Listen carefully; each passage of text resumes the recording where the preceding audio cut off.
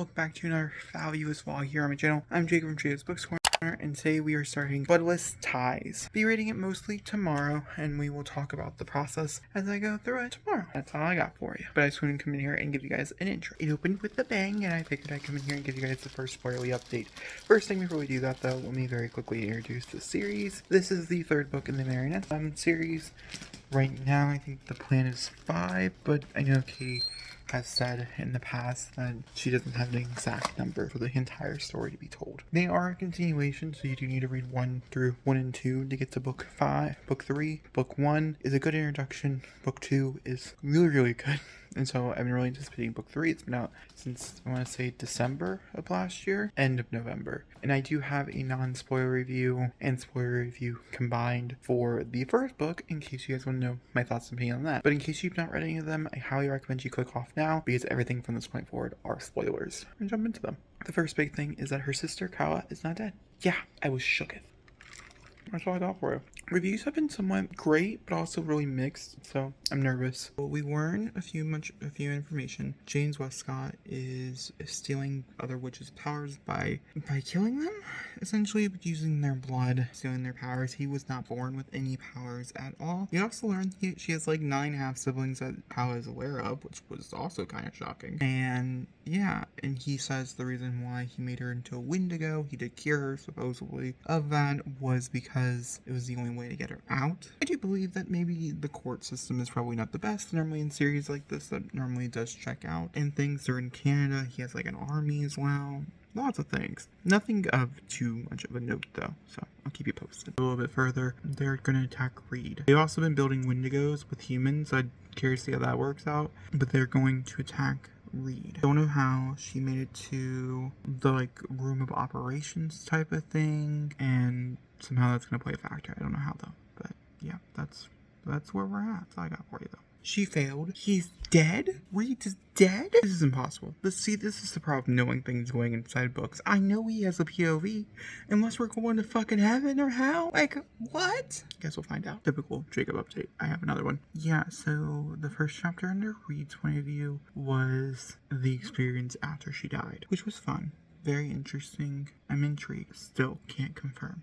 Now, interestingly enough, she did think he was dead. He did not think she was dead. Don't know if there's correlation there or not, or anything like that, but yeah. On a side note, if you're listening to the audiobook, the narrator for Reed, that's a good voice. It's a good voice. I like my friend Val's voice. I don't mind Valerie's voice. It's just not what I picture when I actually sit down to get to physically read it. Anyway, we also hit over the 100-page mark, which is pretty good. He's pretty happy. Raymond for like 220 more to go. He's now with the werewolves. He's learning how to hunt. And now we're back into Reed's point of view. I think we're catching up to speed with Reed to where we find his body. I think that's what's going to happen. Yeah, we're also in part 2. I didn't mention that. It's good so far. I'm enjoying myself.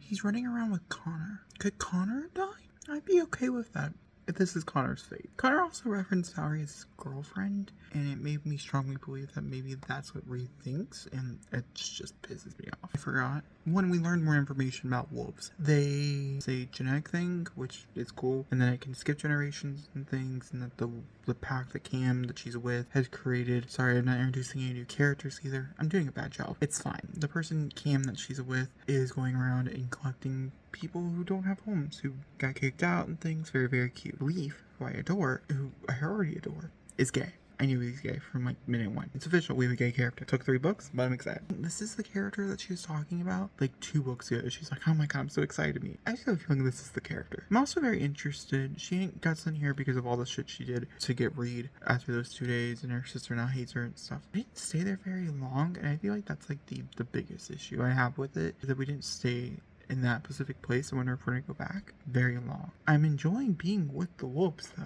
Not gonna lie to you. A lot more than I thought it was, but interestingly enough, Valerie's chapters are all ending with her falling asleep or getting knocked out, which I don't love. It's just something I keep noticing, and I just want to point it out. But I'm enjoying the story, so it's fun. It's just like a small little thing. With that being said, Reed's chapters I'm really enjoying. He went to a different estate. They swam there. Him and Connor swam there, and he is looking for the pack that she's with, and so that's interesting to me. I think that proves that he's not dead, is my best guess. I don't know though. I can't figure it out timeline wise.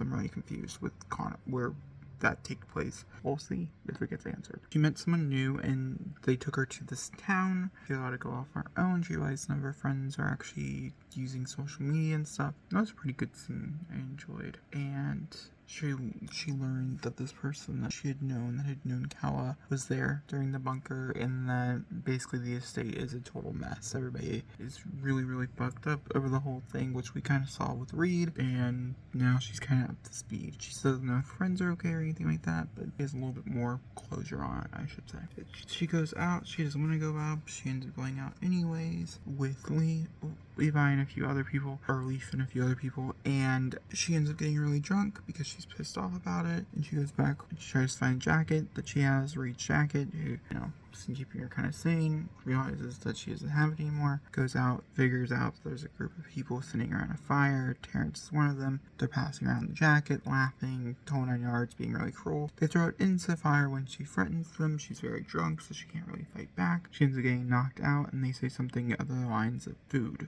She gets dragged away, and now they're really playing with her. They've beaten her pretty much to death at this point. They don't care. It also makes it seem like possibly her dad is behind this. I'm not really sure. They don't have chemistry at all. No, what? Cam and Vallarie just kissed. Fuck no. Her and Cam then had sex. But they didn't have sex. He just went down on her and she was begging for Reed. I hate it. I don't think it's gonna be a vibe now. I just didn't see the chemistry and stuff with the characters and stuff, but they definitely did, and it was extremely graphic, way more graphic than anything we've received, I think, so far. I'd have to go back and reread the sex scene from book 2, but it was a lot. Good for her. And yeah. Was something. I'm not entirely sure what the last thing I updated you guys on, but Reed had found Quinn. Quinn has taken them to this place. It's weird. I don't think they're werewolves. I think they're a new creature going to be introduced from descriptions and stuff that we've been talking about or have heard. It's kind of weird. Vallarie's in this awkward, weird relationship, and I don't love it, but I'm persevering through it. I don't know. I'm curious to see the ramifications of this. We did learn that his wife did die, and the fact that his wife died, I have a strong feeling will probably mean that if Reed ever does find her, or if this is, maybe he is dead, I don't know. If Reed does ever find her, I feel like she'll be much more like, okay, cool, you go back to him, no harm feelings, but I don't know. I guess we'll find out.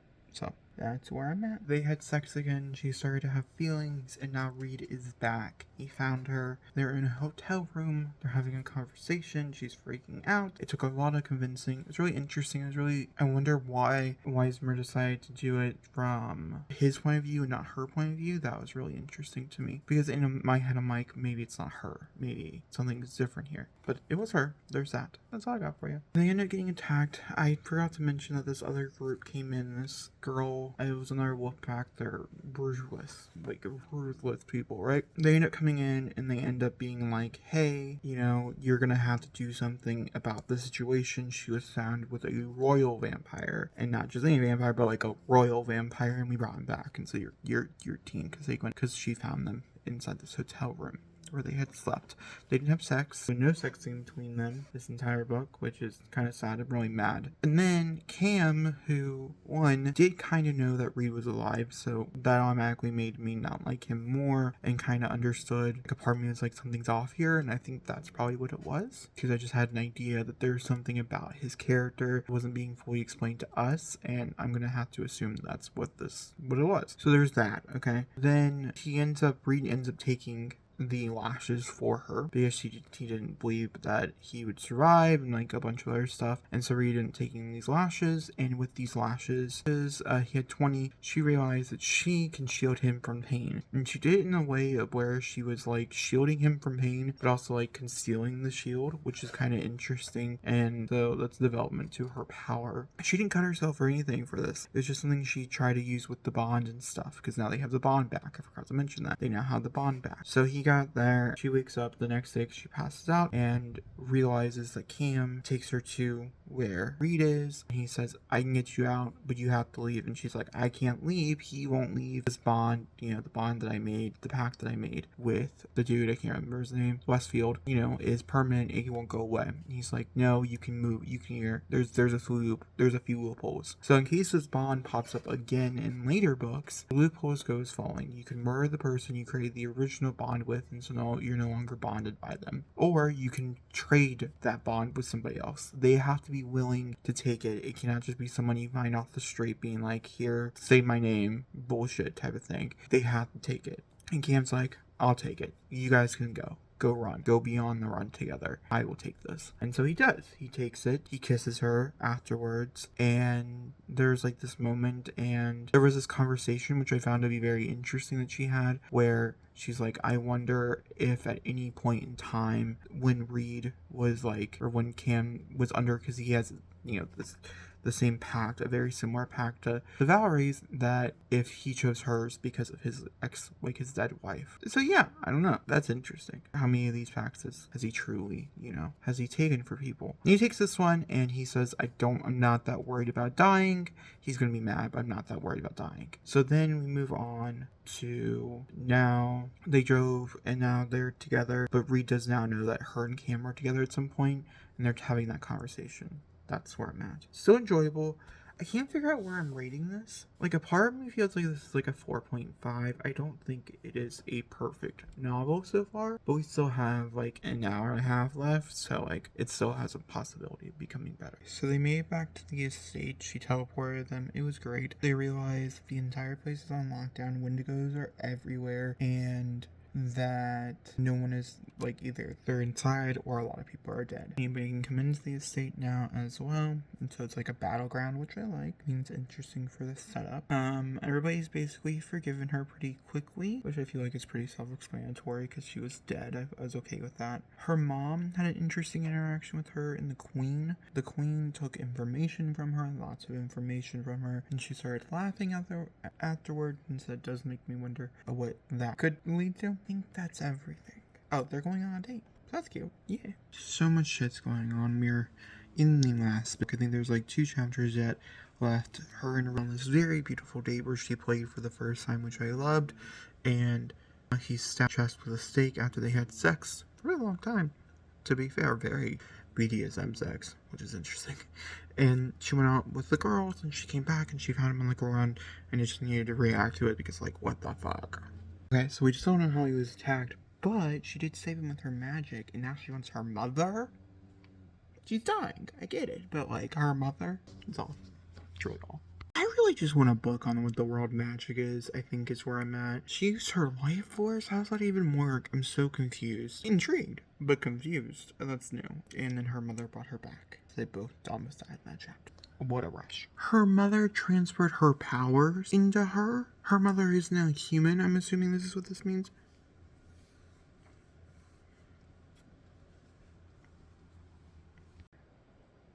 Now, this seems extremely chaotic. I have left this audiobook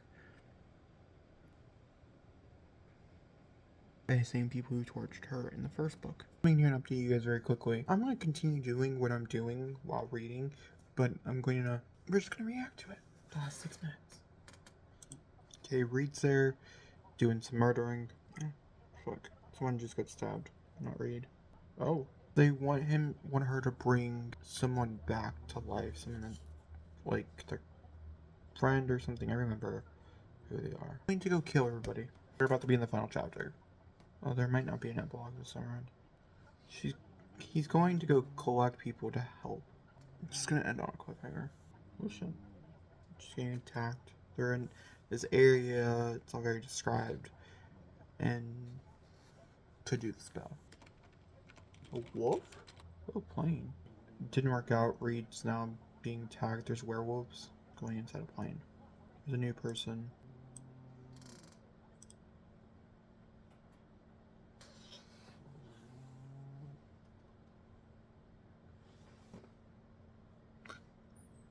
Reed is engaged.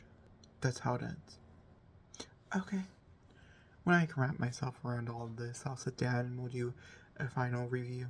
It's been a few days since I finished Bloodless Ties, and so I feel like it's my simmering rage towards that book kinda has simmered. Well, I don't even say it's rage, so let's talk about it. So as you guys know, I've been updating you guys throughout, and so I just haven't really just given my final thoughts and opinions. I just feel like the ending was a little bit too rushed. I also didn't like the inclusion of a new love interest. I think logically it happened and the evolution of it made sense, but I just didn't love it. I also wish that we spent more time at the compound and not so much with the wolves. I do like the wolves, I just didn't think the section needed to be as long as it did. Reed as a character I really like. Adding his POV, which I also think helped spread some stuff out, ended up making it very disjointed because I personally couldn't figure out where the timeline was, and it wasn't very clear in my opinion on where the timeline is at for Reed until they do meet 75% in, 50%, 50 to 60% in.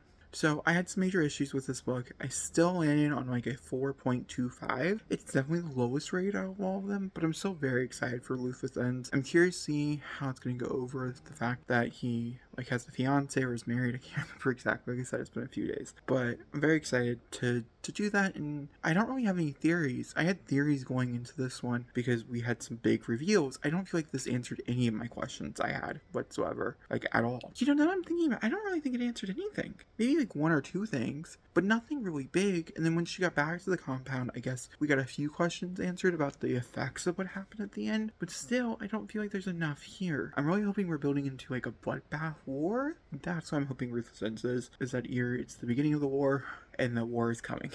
Some type of thing. I don't really know how you would do a war in this series, but I do think it's needed. So I'm curious to see how that's done. That's Ruthless Ends, or Bloodless Ties. I'm super sorry that I did not love this as much as I hoped, but it still was good. The writing was still good. The characters are still very much enjoyable. I just didn't like a lot of the paths that Katie took for the characters, which is fine, and that happens in series like this, especially series like this. It's good. It's fine. Alright, I'll talk to you guys all next time. Thank you guys for watching, and goodbye.